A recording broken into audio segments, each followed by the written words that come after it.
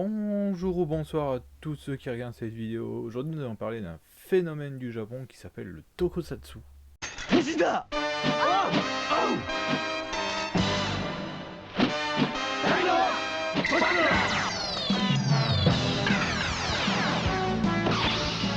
ナノレンジャー撃マンモスレンジャーゴーストリキラレンジャーダウンタイガーレンジャーボーイテラレンジャーメイ恐竜戦隊ジュレンジャー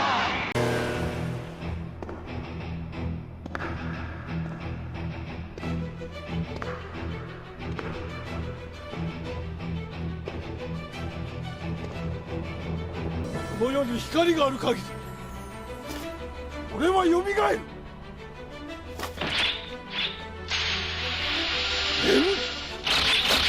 シン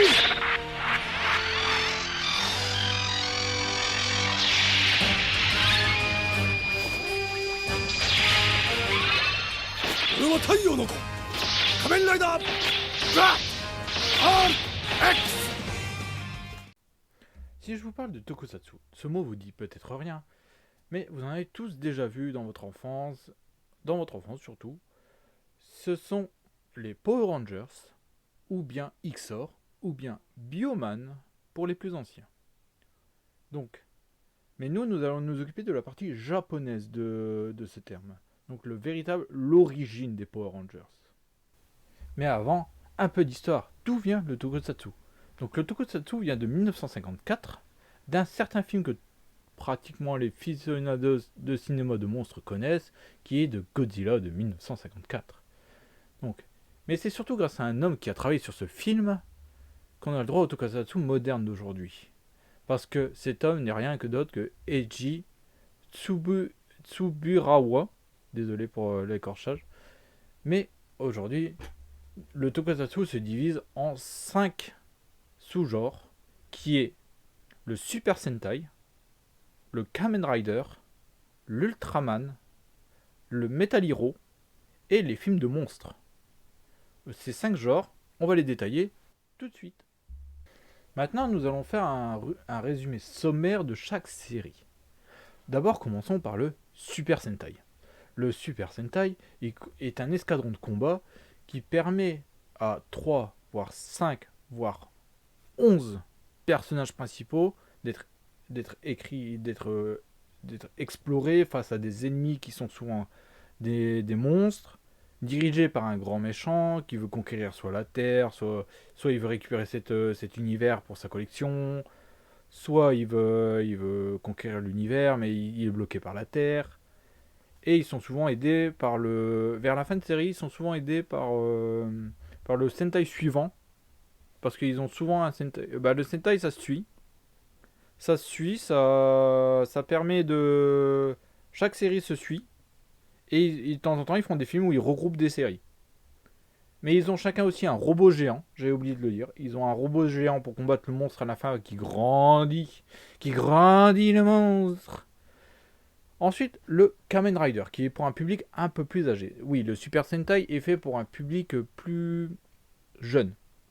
Donc il y a du gag, il y a des trucs comme ça, mais des fois vers la fin de série, ça devient plus sérieux. Mais le Kamen Rider est pour un public un peu plus âgé, vers début des jeunes adultes. Donc comment on reconnaît un Kamen Rider? Souvent, son costume a une forme de sauterelle, ou de scarabée, ou d'insecte. Souvent, il a une forme d'insecte. Il pilote une moto. Il est souvent, au début de la série, solitaire. Il va peut-être rencontrer des compagnons après, mais 3/4 du temps, c'est un solitaire. Il affronte une sorte d'organisation, un peu comme le Super Sentai, une organisation qui veut conquérir le monde, une intelligence artificielle qui veut détruire le monde, ce genre de choses. Ensuite, passons à l'Ultraman. L'Ultraman, c'est un extraterrestre qui s'appelle Ultra. Souvent, c'est un Ultra, il fait partie de la race des Ultras, qui vient sur Terre, qui essaie de la guider vers une voie meilleure, en prenant la possession d'un humain, pour pouvoir se transformer grâce à son énergie. Et il affronte des monstres géants de l'espace. Ensuite, le Metal Hero, souvent est un policier, un justicier, quelqu'un qui travaille pour la loi, qui reçoit une armure, et cette armure est super sophistiquée et lui donne des pouvoirs surnaturels. genre XOR. XOR, c'est un policier de l'espace. Il est là pour protéger la Terre parce que la Terre se fait attaquer par une organisation extraterrestre. Dès qu'à chaque fois il porte son armure, bah, il devient plus puissant, il a une épée, il tire des lasers, voilà. Ensuite, les films de monstres, qui sera le plus facile à caractériser, c'est un monstre géant qui vient attaquer le Japon, ou une ville, ou n'importe quoi, et on voit souvent la réaction du gouvernement face à ce monstre et de l'armée. Voilà à peu près les globalités, en globalité, ce qu'est le Super Sentai, le Kamen Rider, l'Ultraman, le Metal Hero et le film de monstre. Maintenant, on arrive au cœur de la vidéo, qui est de pourquoi regarder du Super Sentai. C'est très simple. Pour moi, en tout cas, pour moi, c'est très simple. Je voudrais vous partager ceci pour que vous puissiez regarder sans avoir d'a priori sur ce genre. Parce que beaucoup ont de l'a priori pour dire que c'est pas pris au sérieux, c'est pour les gosses. Mais franchement, si c'est pour les gosses, c'est pas dire que c'est de la merde. C'est-à-dire qu'il faut faire plus attention que pour donner ça aux gosses. Mais je pense que le Japon l'a bien compris. Parce que je trouve que ces séries donnent de bonnes valeurs.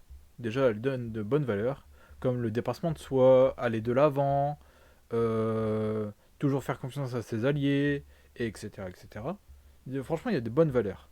Ensuite, les costumes. Les costumes sont d'une qualité folle. Franchement, faut regarder, faut au moins voir les derniers. Les derniers sont pas mal.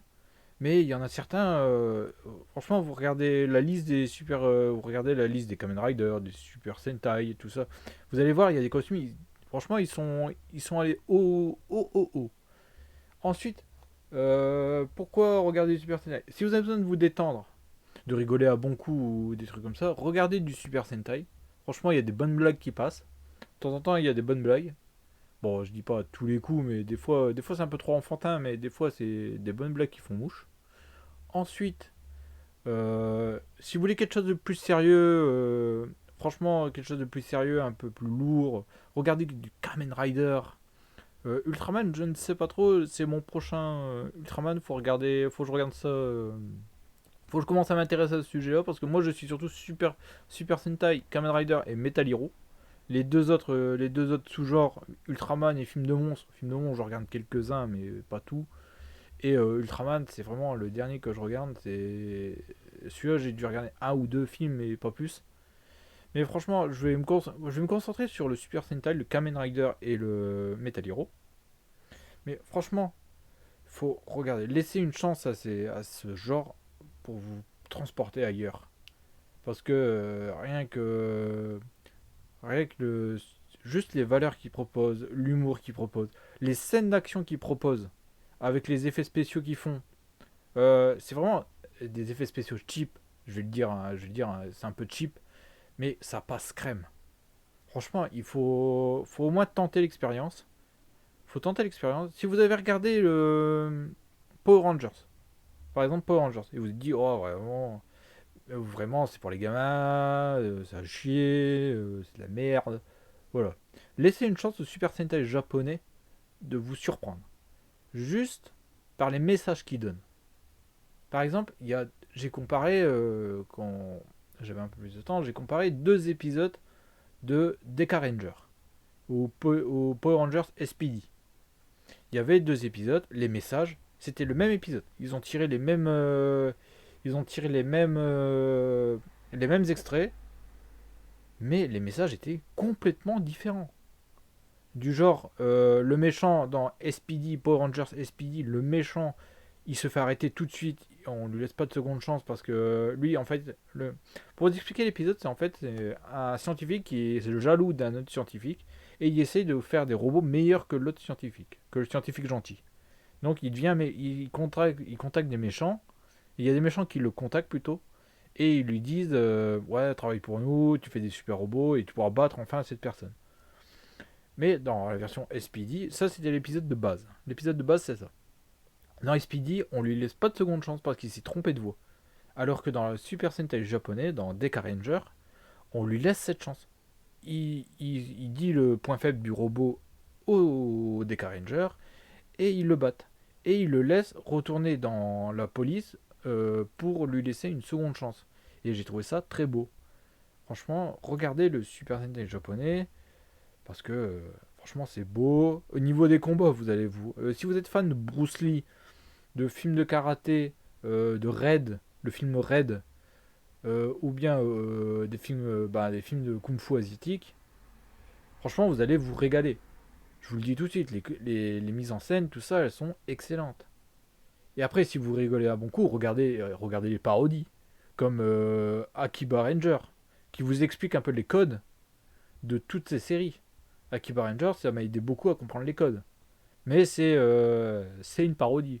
Où il y a Pie Ranger, c'est un truc, c'est vraiment bof. Celui-là, il est bof de chez bof. Mais franchement, faut regarder et dites-moi ce que vous en pensez. Franchement, en commentaire, dites-moi ce que vous en pensez. Et pourquoi, par exemple, si vous êtes réfractaire à ce genre, pourquoi vous êtes réfractaire à ce genre? Et essayez de lui donner une bonne chance en regardant, je sais pas, une série comme les Deca Rangers, comme le Kamen Rider Kabuto, comme bah, Uju Keiji Gavan. Même les nouveaux films qui sont sortis, il y a une trilogie de Uju Keiji Gavan. Franchement, faut la regarder, elle est trop bien. Mais après, je vais pas toucher grand monde avec cette vidéo, mais je vous dis, essayez. Je vous dis juste d'essayer. Et de me dire en commentaire si ça vous a plu ou pas. Bon, je vais vous laisser là, et je vous dis à plus pour une prochaine vidéo.